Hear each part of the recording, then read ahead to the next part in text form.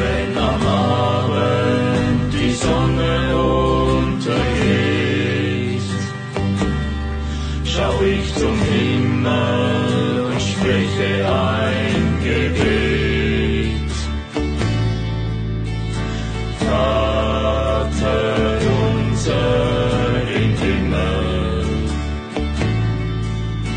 geheiligt werde dein Name,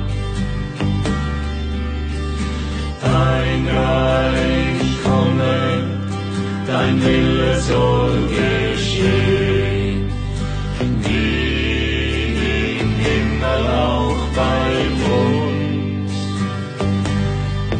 Gib heute das tägliche Brot, vergib unsere Schuld,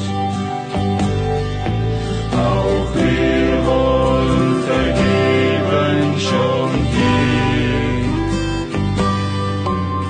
die Schuld, die man uns angetan. In Versuchung führe uns nicht, vom Bösen erlöse uns. Dein ist das Reich, dein ist die Kraft, dein ist die Herrlichkeit,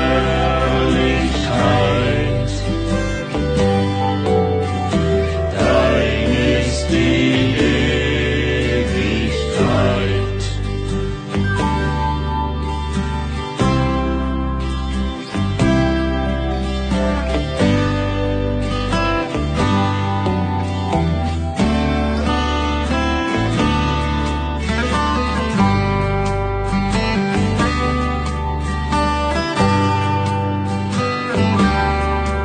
Wenn am Abend die Sonne untergeht,